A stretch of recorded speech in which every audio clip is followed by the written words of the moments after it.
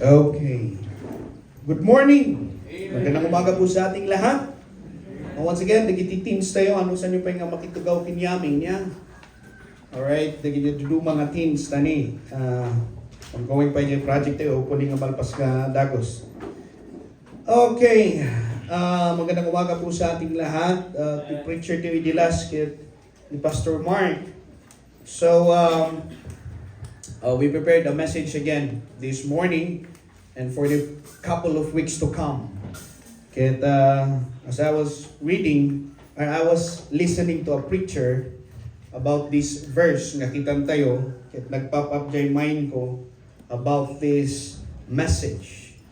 At yung title ng message natin, or yung title ng ating pag-aaralan through the couple of weeks ago na siguro last week April would be ito. Paki-flash mo man dito. Yung tinatawag natin na Christian or effective Christian. Effective Christian.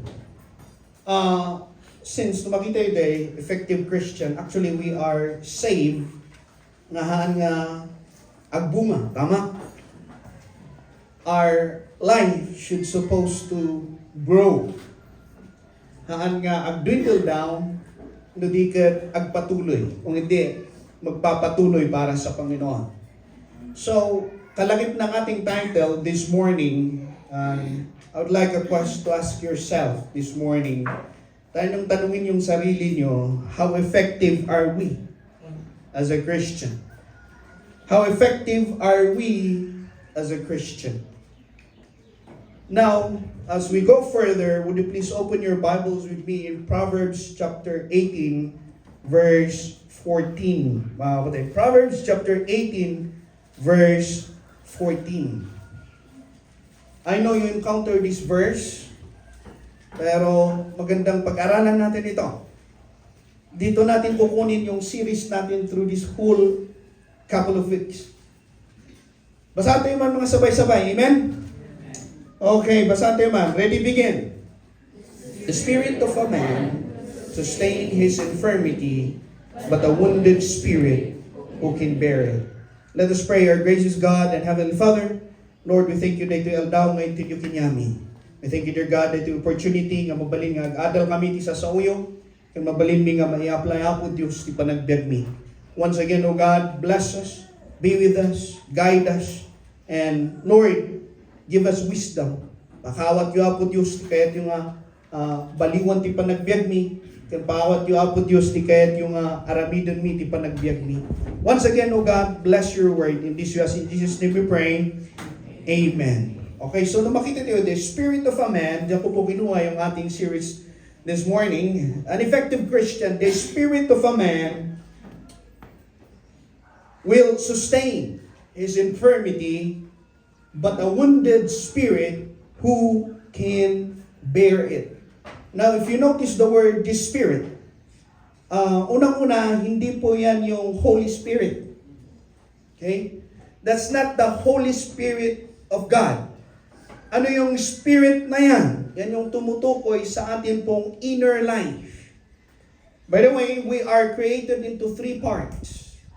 God created us into three parts: the body, the soul, and the spirit. So tatlo po yung naninirahan sa bawat isang tao or sa bawat isang Kristiyano. Yung kanyang body, which is the flesh. Yung kanyang soul, which is siya mismo, the inner man, which is we're talking, yung spirit dyan. And then of course, the Spirit of God. Understand, nung kasala yung tao, namatay yung spirit. Namatay po yung spirit.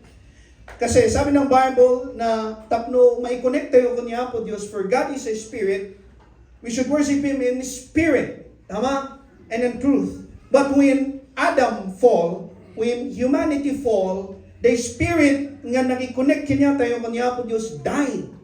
That's why the Bible says we are spiritually dead. So ang naninirahan lang sa isang tao when he doesn't have Jesus would be the body in the soul, yung spirit niya is dormant.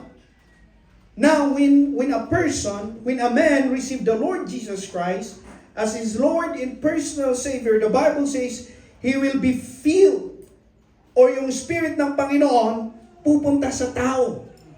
Yun ang tinatawag natin the Holy Spirit of God. And then once again, makukompleto po yung tatlong yun sa inside natin.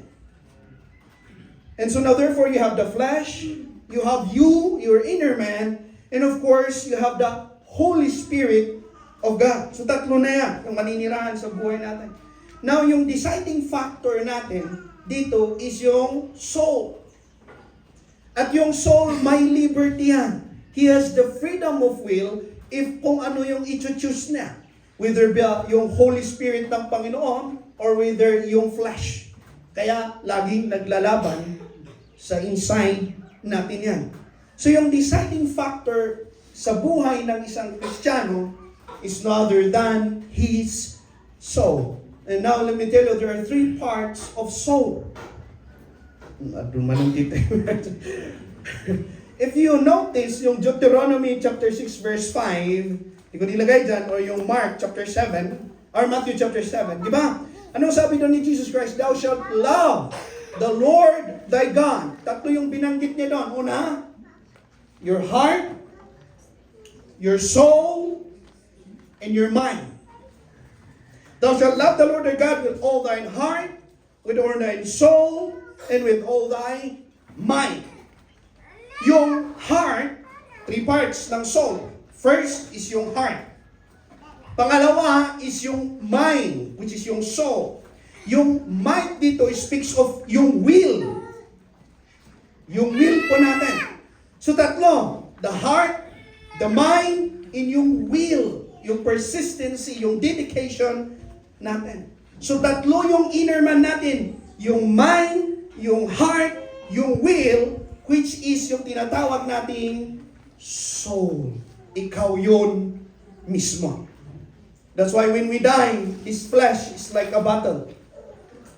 Wala na yung laman. Yung laman is yung talaga yung ikaw, which is yung soul, which is you, which is your heart, your mind, and your will. Mga kapatid. So, kung makikita natin dito, the spirit of a man will sustain his infirmity. But a wounded spirit, who can bear it? It speaks of the power of the inner man. Ikaw. And for us to be effective, it depends upon you. It depends upon your soul. Tayo mismo. It depends on the way we view our heart, our mind, in our will. So, para maging effective tayo, it depends kung paano yung ilalagay natin sa puso natin, kung ano yung iisipin natin, kung ano yung gagawin natin. But if you look at ang isang spirit of a man, yun yung magdi-decide sa kanya in times of his infirmity. It will sustain his life in times of infirmities. Ibig sabihin, two things lang yan. But a wounded spirit, na makita yung dua. First, is he will sustain in his infirmities. Pero yung pangalawa, who can bear it? What does the Bible says about this? Kapag maganda ang espiritu mo, maganda ang soul mo, you will go. You will sustain. Kahit may problema yan, kahit may dinadaanan ka, you will still be effective as a Christian. Pero, if you are broken, who can bear it? So it means that when you are broken inside, who will bear it? So yung deciding factor or your effectiveness as a Christian is determined more by your inner condition than your outer circumstance. Ano ibig sabihin nun? I-determine nung ano yung inside, hindi yung sa labas. So there are three things kapag aaralan natin dito. How to be an effective Christians. And we are looking at this following verse, or following weeks. Now, number one. The number one, tapno maging effective tayo, as an effective Christians, starts within the heart. Tatlo yan. Heart, your mind, and your will. Let's focus muna sa heart. Let's look at the heart. A right heart. So yung first na lesson natin this morning, yung first na sermon natin this morning is a right heart. Now there are two things na gusto kong makita natin when it comes to heart. Two things lang po yan. Number one, we always need to remember that our heart has always been wicked. Our heart has always been wicked. Pinatutuo yan ni Jeremiah. If you look at in Jeremiah chapter 17 verse 9, the heart is deceitful, sabi ng Bible, above all things, and desperately wicked, and who can know it? Ang matindi nito, sabi ng Bible, hindi mo alam. Tama. The heart is desperately wicked, and who can know it? Well, God knows the heart. Tama? That's why the Bible says, sabi ni David, search my heart, O God, and know my thoughts. And if there's any sin, please, Lord, cleanse it. Ang nakakaalam lang talaga ng puso ng tao is ang Panginoon, and who can know it? Understand that heart is always been deceitful. Nung hindi pa po tayo naligtas, mas lalo na. Mas lalo na if you don't know Jesus and if you don't have God in your life. Your heart will always deceitful. He will lie to you. He will tell you na maganda ito pero hindi pala. Masarap ito pero hindi pala. At hindi mo alam. You don't know it. That's how deceitful yung puso ng tao nung una. Kaya you understand na pagdating sa soul winning, i-reject ka talaga. Because he doesn't know na maganda yun. Sasabihin ng puso niya, waste of time. At hindi niya alam na tama yun. Bakit? It's deceitful. That's why Jeremiah says, it's deceitful. And then in Matthew chapter 15 verse 18, now the Lord Jesus Christ, but those things which proceeded, ito yung masakit. But those things which proceeded out of the mouth comes from what? The deceitful heart. At ito yung mangyayari, sabi ng Bible, it will defile the man. Kaya pala dito natin maintindihan, napakahalaga kay Jesus Christ, that please love the Lord, thy God, with all your heart. Because alam ng Panginoon yung puso natin. That once that our heart is so deceit, it will defiles us. Aapektuhan tayo mga kapatid. Aapektuhan. When it comes to Christianity, it will affect yung effectivity natin. If you look at it, verse 19, for out of the heart proceedeth evil thoughts. Evil thoughts, murders, adulteries, fornication, theft, false witness, and blasphemies. Adangay manon eh. May likat kami nga gi-scroll yan. At dati na i-save manon nga bakla. Tas, naging, copy man ito ya, naging open issue na. Sabi niya, nung nakilala ko ang Panginoon, ang lakas pa rin talaga ng flesh ko. Lakas ng flesh ko. I know that I am saved, and I know that I am sinning. And I try my best to be transformed. Ano yung ginagawa mo? Pag nakakita ko ng pogi, magpipray agad ako.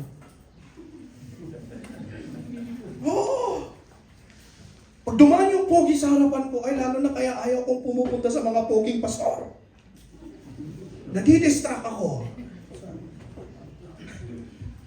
And this is what he always says. Sabi, kaya ako, sabi niya, I'm open, sabi niya, ayaw ko magpaka-hipokrito. Deceitful talaga puso mo eh. Sabi niya, kaya yun yung lumalabas. And I pray to God that He would change my heart. So paano mo nilalabanan? Sabi niya, Lord, parang awa mo na. Huwag mo ulit pakita sa akin yung pogi na yan. Ano sabi niya? Kaya kapag dumaan ulit yan, Lord, tanggalin mo sa isipan ko. Or else magkakasala ako. So, makita natin, even in Christians, we have yung naiwang tinig sa puso natin. We have, kaya kami tinatawag tayong witnesses. Right? We have witnesses, and saan nang gagaling yung witnesses na yun? Sabi ng Bible, that will defile us. It comes from the heart. And it may be understood that not every heart is pure.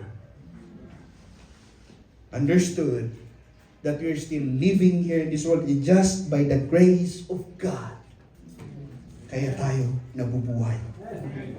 Kaya nga, sabi ng Apostle, ano sabi doon? Kung wala lang ang grace ng Panginoon, lahat tayo patay. And that's because of the grace of God that sustains us. Everybody is dead. Bakit? Our heart's defiled. Our heart is wicked. Pangalawa, makikita natin dito about the heart. Introduction pa lang po ito. Huwag kayong mag-alala. Mabilis lang yung mga points natin. Outward outcomes depends on the heart, the attitude of the heart. See? When it comes to attitude, makikita natin dito because of the heart. Sabi ng Matthew chapter 7 verse 17, Jesus Christ spoke about this. He's talking about, ang kaharap kasi nito is yung mga magagaling na Pharisees. And alam niyo naman ang mga Pharisees, thinking nila holy sila. Tama? Thinking, may narinig ako kahapon habang binapatulog namin si Ian. May na-encounter ako na isang pastor na comedian. Tapos pinagalitan daw siya ng kanyang biyanan. Ba't ikaw, lagi ka na lang ng joke. Patawa ka na ng patawa. Bakit? Nakita mo ba si Jesus na nagpatawa? Nakita mo ba sa Bible na nagpatawa? May tumawa? Sabi niya, naku, napaka-boring naman ng Kristiyano pag gano'n. No? Imaginin mo kaya, pigilan nyo lahat, tawa nyo yun, nagpakatawa ni Pastor Mark.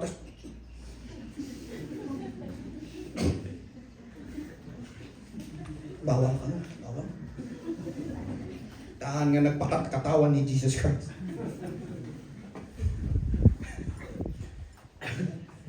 Well, you know, laughter comes from the attitude of the heart. And when you are emotionally filled because of God, ang outcome talaga nun is happiness. Laughter. Sabi niya, kaya nirebuke ko yung biyanan ko. Sabi niya, paano mo nirebuke? Sabi niya, ano yung Isaac? Ibig sabihin ng Isaac, kung walang laughter sa Bible, ano yung ibig sabihin ng Isaac? Means, laugh. The God of, kapag magpipray yung mga Hudyo nun, the God of Abraham, the God of Isaac. What is Abraham? Faith, the father of faith. And who is the author of faith? God. So, the God of Abraham. Hindi mo pwedeng i-escape si Isaac. Hindi ka pwedeng pumunta agad kay Jacob. Ang mas matindi kay Jacob kasi supplanter. Diba? So, sabi niya, the God of laughter. Isaac. Kaya, laughing, by the way, tayo mga Kristiyano, tayo masaya. Huwag nang sabihin na, munti na ikabili di Bible nga, katawa tayo amin. No. It's the outward expression of God. And if you look at this, it's the outward expression of the heart. Matthew 17:17, in every good tree, pag masaya kang tree, bring it forth good fruit. But a corrupt tree, bring it forth evil fruit. And a good tree, at ito, hindi pwedeng yung sad ka, tumatawa ka. At hindi pwede rin yung masaya ka, nanulungkot ka. A good tree cannot bring forth evil fruit, sabi ni Jesus Christ. Neither can a corrupt tree bring forth good fruit. Wherefore, ano sabi ng verse number 20? By the fruits ye shall know them. Heart. Out. Your heart is what? Like a root system. Pag raton yan, mamamatay. Pag maganda yan, mag-flourish. So, everything depends on the heart. Now we know, heart is deceitful, and everything depends on the heart. So, anong gagawin natin? Now, kung makikita natin dito, a wrong heart produces wrong results. And a right heart produces right results. So, anong gagawin garod natin? Let's have a right heart. Now, there are three things na pag-aaralan natin how to have a right heart. Makikita niyo ito sa Bible, and I believe you already read some of this. And pag-aaralan lang natin. Number one, how to have a right heart is number one. Ito, guard whatever enters in your heart. Guard whatever enters in your heart. I-explain ko na co-active DS. How I wish nga kaslati puso tayo kat sliding door. Tama? Automatic sliding door na pag bad things, magsasara. Tas pag good things, magbubukas. May tikas niya. Antay mga trouble of the time. Mahirap nito. Naka-open yan. Lagi. And it's up to us.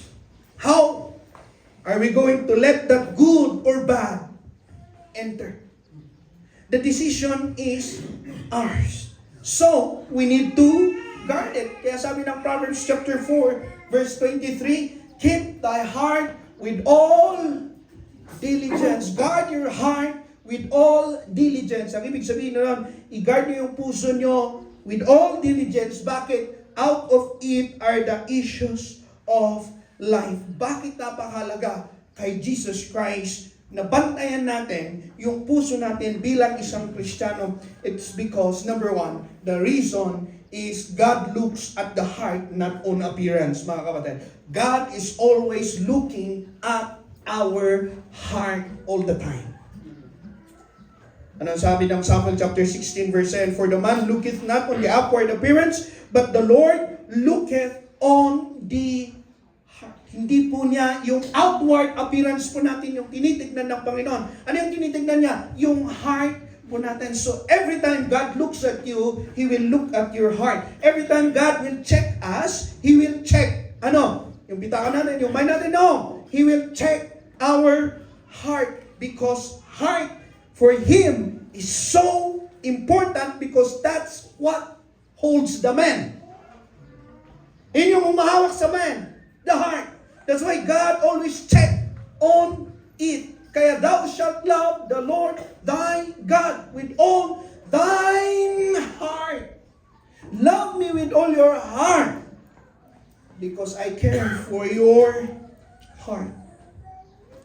Bakit kailangan nating bantayan yung puso natin? Because yun yung laging tinitignan ng Panginoon. Pangalawa, yun yung nagdi-determine ng relationship natin sa Panginoon. When you go down, it means that your heart, yung relationship mo, yung fellowship mo sa Panginoon, tumatamlay, check your heart. Yung beating ng relationship natin sa Panginoon, yung nagko-connect ng relationship natin para magpatuloy tayo sa Panginoon, para maging effective tayo, is our hearts. Kaya nga, thou shalt love the Lord thy God with all your heart. The heart determines your relationship with God. And not only that, yung sinabi natin kanina, that the heart is source of all behavior. Ang isang bata, nagtatantrums yan out of his heart. Maintindihan po natin. Magtatantrums ang isang Kristiyano because out of his heart. Doon nagagaling lahat ng mga behavior natin. Kaya nga, mga magkukuko ni Pastor Mark, basta every time we judge people, kami nga judgmental. Every time we are observing, tama? Iba yung observe mo, iba yung i-judge mo. Agad-agad. Di ba? Namaminsan, adangay day word nga, mayat ti espiritu na daytoy may pag-asa. Tapos meron yung iba, magmadi espiritu na daytoy, awan, mading nga kadmoon daytoy.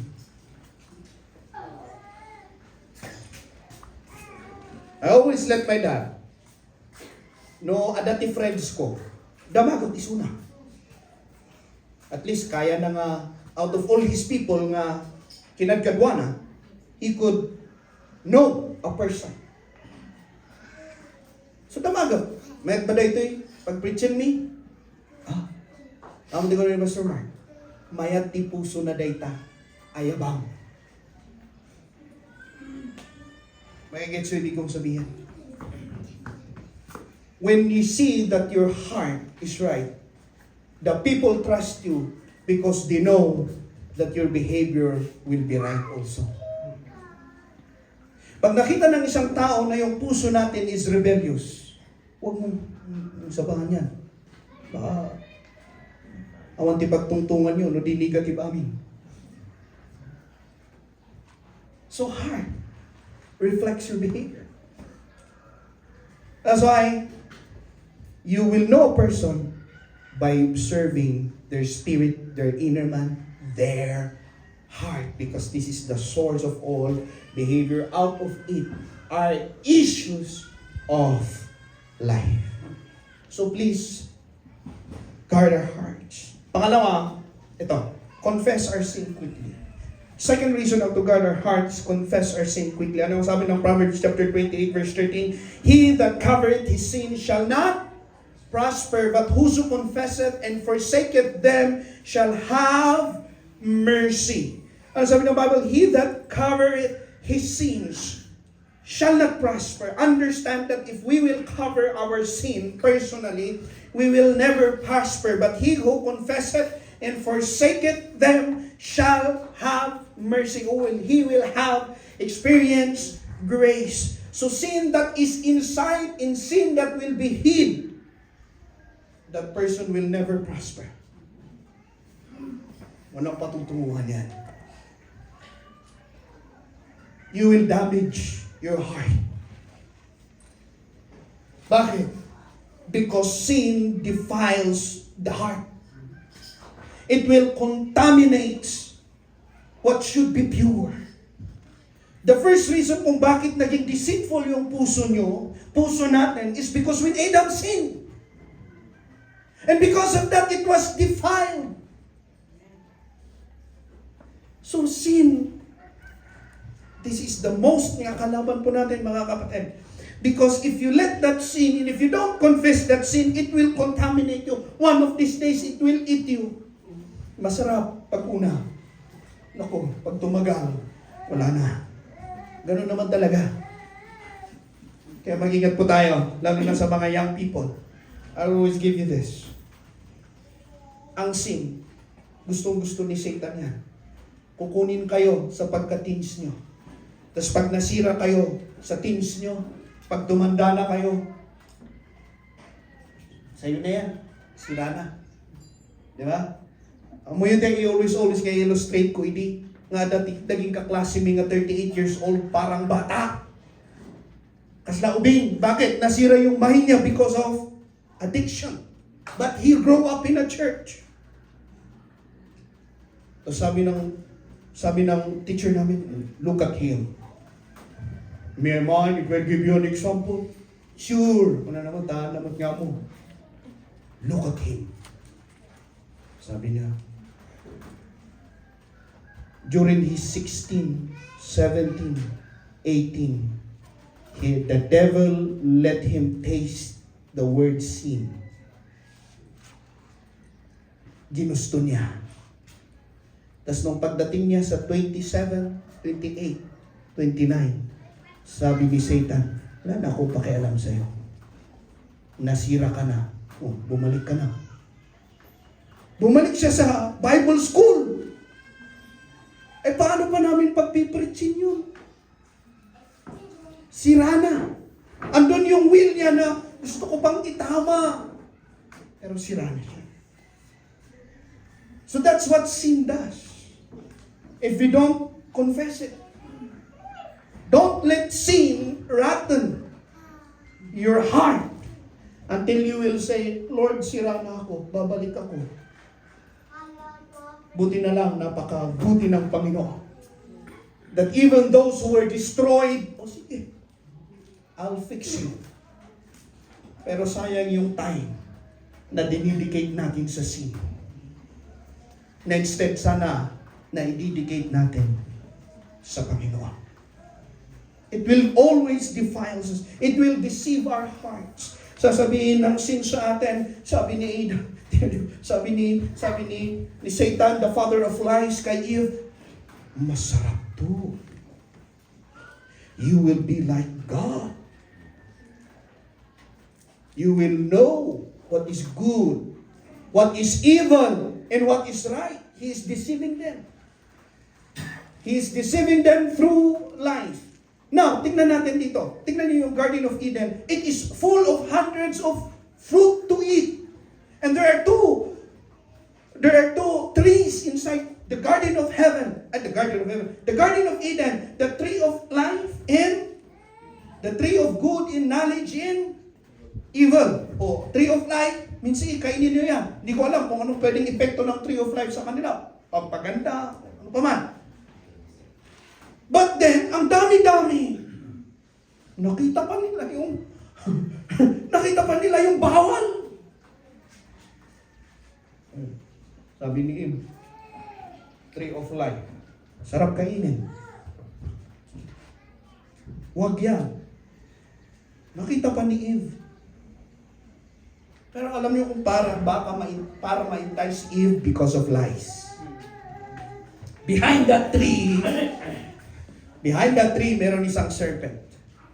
The father of lies. Sabi niya, masarap. You will know what is good in evil. And then, sabi naman ni Eve, talaga? Hindi pala sinabi sa akin ng Panginoon na, get it, eat it.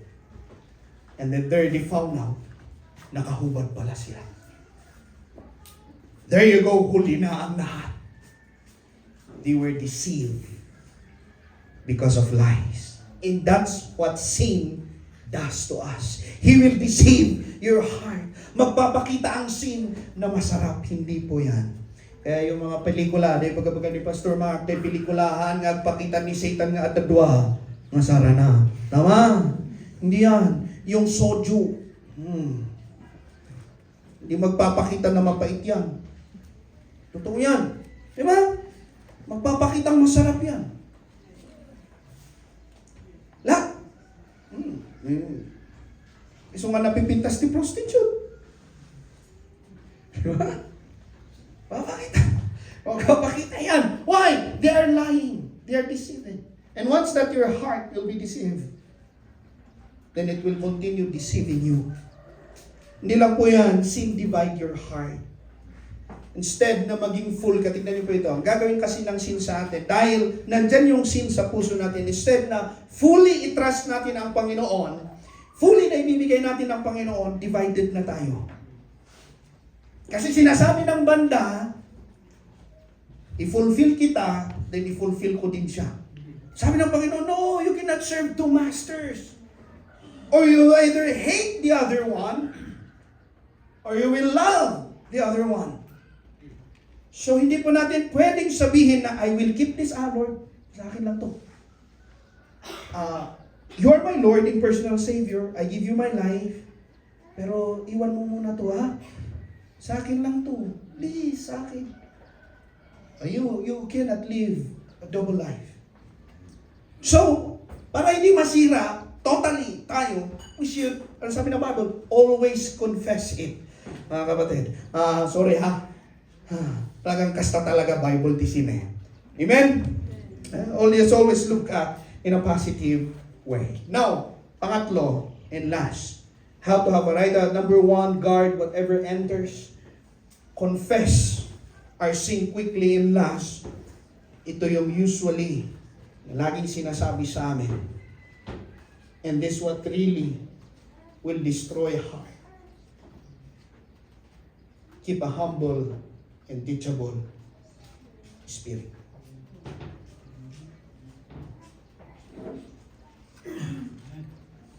There is only, ibaga kadagiti, sumusunod kinarajay kapangan, kadagiti voice.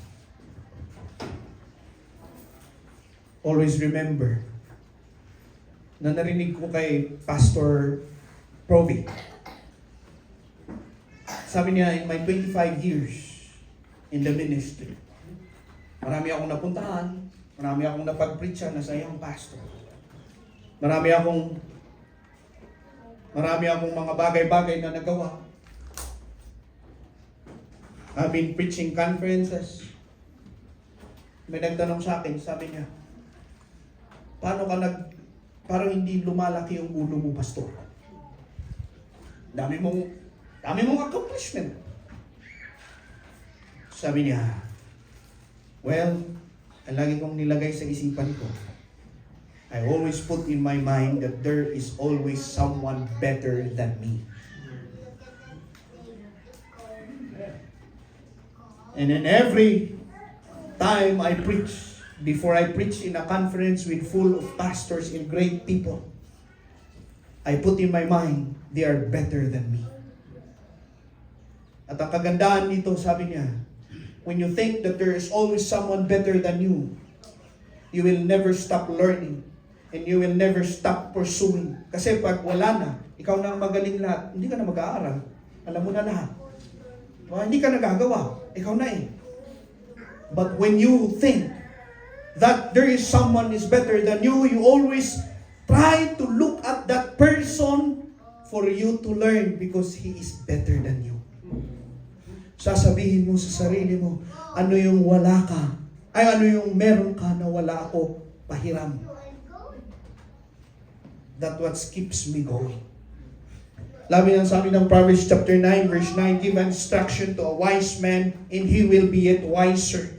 Teach a just man, teach a just man and he will increase learning. And then in Psalms chapter 25 verse 9, the meek will he guide in judgment and the meek will he teach his ways. So keep a humble and a teachable heart. Why? Because ito yung magkikip ng puso po natin so that yung puso po natin will be soft. A humble spirit makes your heart tender and responsive to God.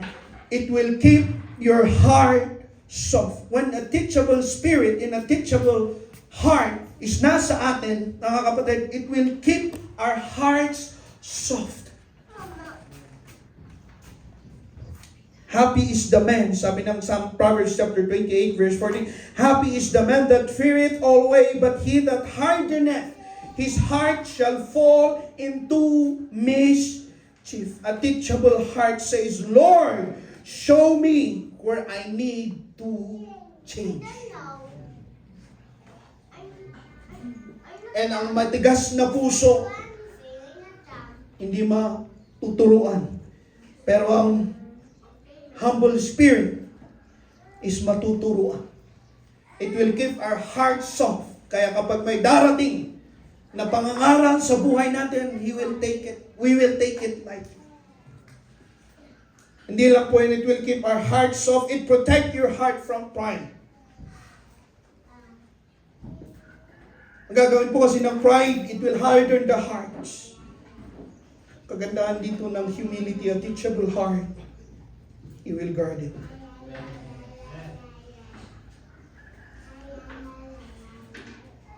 And a heart that is a teachable heart,